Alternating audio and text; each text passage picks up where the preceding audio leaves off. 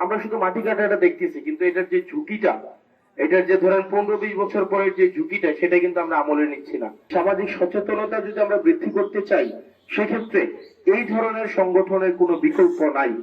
দ্বিতীয়ত হচ্ছে ধরেন এখন যে মাটি কাটার এক ধরনের আমরা দেখলাম, এই জিনিসটাকে আমরা প্রাইমারিলি সলভ করতে পারছি। ভবিষ্যৎ হোক নিরাপদ, বিনিয়োগ হোক বিশ্বস্ত, আর আমার পছন্দ সল্ট বে। ওয়েলকাম টু সল্ট বে।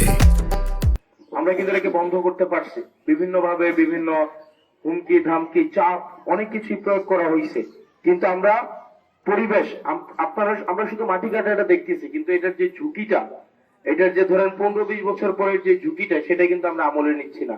পরিবেশের যে বিষয়টা, আপনি নদীর মধ্যে যে জায়গাটায় মাটি কাটা হয়, ধরেন 2 একর জায়গায়, এই 2 একর জায়গার টপ সয়েলটা যখন উঠাই নেওয়া হয়, আশেপাশের আরো অন্তত 10-15 একর জায়গা কিন্তু ভেঙে যায়। এবং আপনি হয়তো একটা বছরে 5 কোটি টাকা 10 কোটি টাকার মাটি নদী থেকে উঠাইলেন, এরপরে যে বর্ষার সিজনে আমার সরকারি বাজেট চলে যায় হচ্ছে 15-20 কোটি টাকা, এই যে বন্যার সময়। তাহলে সরকার বিভিন্ন ভাবে এখানে ক্ষতিগ্রস্ত হচ্ছে। প্রত্যেক বছর আমাকে নদীর বাঁধ রক্ষার্থে আমাকে একটা বাজেট আমাকে প্রণয়ন করতে হচ্ছে। নদীর পাশের যে মানুষগুলো আছে, আশেপাশের যে মানুষগুলা, তাদের জীবনমান হচ্ছে সেখানে ক্ষুণ্ণ হচ্ছে।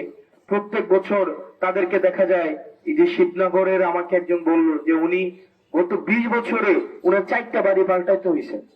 একটা মানুষের যদি 4টা বাড়ি পাল্টাইতে হয় 20 বছরে, আর থাকেই কি? তো এই যে দেখেন পরিবেশের যে আমরা যে দীর্ঘমেয়াদী যেই আমাদের ঝুঁকিগুলো, সেগুলো কিন্তু আমরা দেখি না। আমরা সাময়িক যে ঝুঁকিটা আছে, আমরা সেই ঝুঁকিটা দেখি। সেজন্য আমাদেরকে বিভিন্ন প্রেশার, বিভিন্ন এক্ষেত্রে আমি রাজনৈতিক দলগুলো যারা আছে তাদের আমরা চাই এটা মিউচুয়ালি আমরা পরিবেশের দীর্ঘমেয়াদী যে ঝুঁকিটা হোক, সেটা কিন্তু দায়ভার আমাদেরকে নিতে হবে। আপনি কিন্তু এটা সুযোগ এড়ানোর মানে এটা কোনোভাবে আপনি এটা সুযোগটা এড়াইতে পারবেন না। প্রত্যেক বছরে ত্রাণ দিলাম, আমরা মুড়ি চিরা নিয়ে মানুষের কাছে দৌড়াইলাম, বন্যার পানি আসলো, আমরা নৌকা নিয়ে কিছুদিন ত্রাণ কার্যক্রম পরিচালনা করলাম, এটা কোনো সাস্টেইনেবল সমাধান না। সাস্টেইনেবল সমাধান আমার নদীগুলাকে, আমার সেই ক্ষেত্রে হচ্ছে আমাকে অবশ্যই নদীগুলাকে আমাকে প্রবাহমান রাখতে হবে।